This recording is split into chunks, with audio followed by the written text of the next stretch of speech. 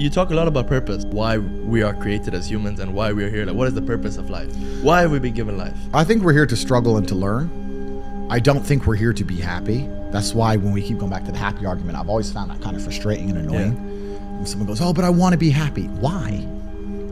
Like, why do you want to sit there and laugh? Like you were happy your entire childhood. That's your happy days. You're allowed to be happy as a kid.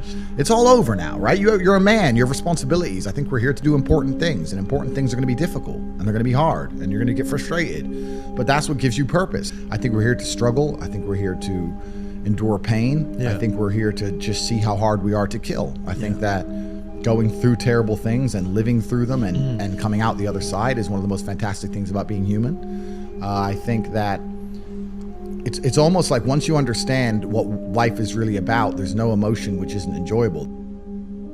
The only emotional state which can be seen as detrimental is feeling nothing at all. But if you're sitting at home and you're feeling truly heartbroken, at least you're feeling something, right? And I think that's the whole part of being human. I think we're here to struggle. I think we're here to go through pain. I wake up each day and go, what can I attack? What problem can I solve?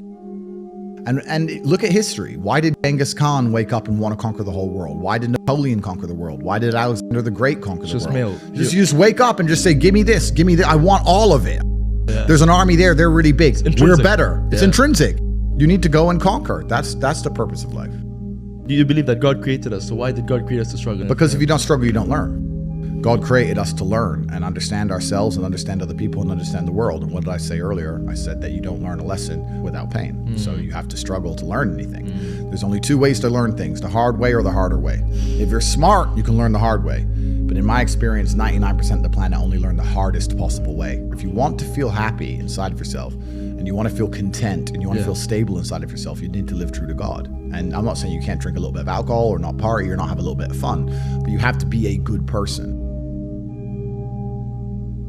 I don't believe in the societal paradigms in which they have tried to construct this idea of happiness. I don't believe or subscribe to the way that happy and sad is currently understood by the masses of the population. I think if you are anything less than absolutely distraught, you are happy. You're a version of happy.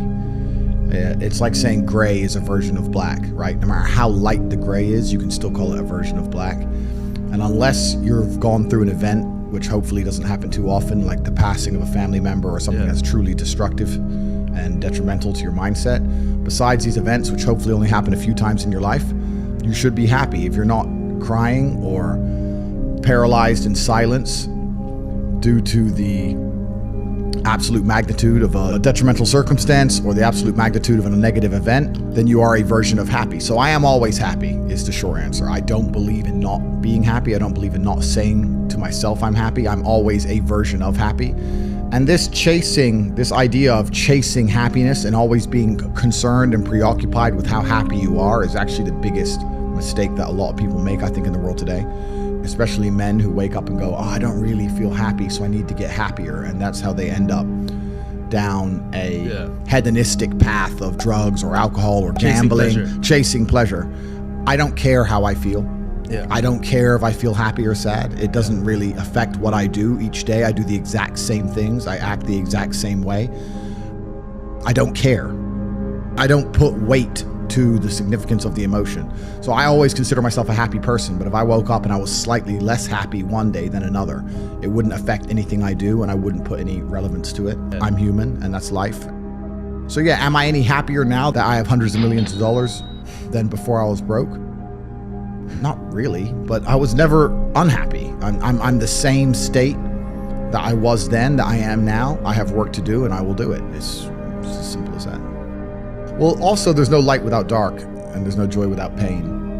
You can't have a rainbow without a little rain. No matter how hard you chase pleasure and happiness, there's going to be dips and troughs in between. There's going to be come downs and downtrends, and you're going to have the juxtaposition between that time you were laughing your head off and acting giddish like a child, and the time that you feel depressed as such. And I think it's much better to just adopt a very disciplined, stoic mindset. I'm always the same base level of happy regardless. If I lost all of my money today, I would be the same happy.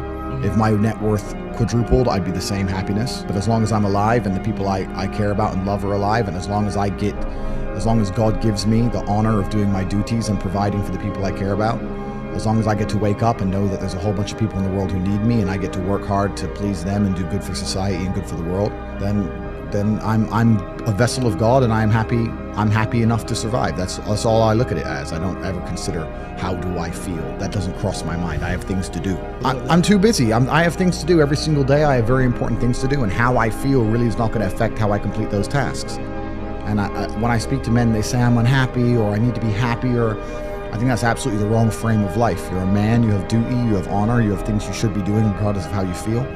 And the people who are perma-obsessed with happiness or sadness, I just think it's the wrong paradigm to view the lens of life. I think you should get up and do what needs to be done.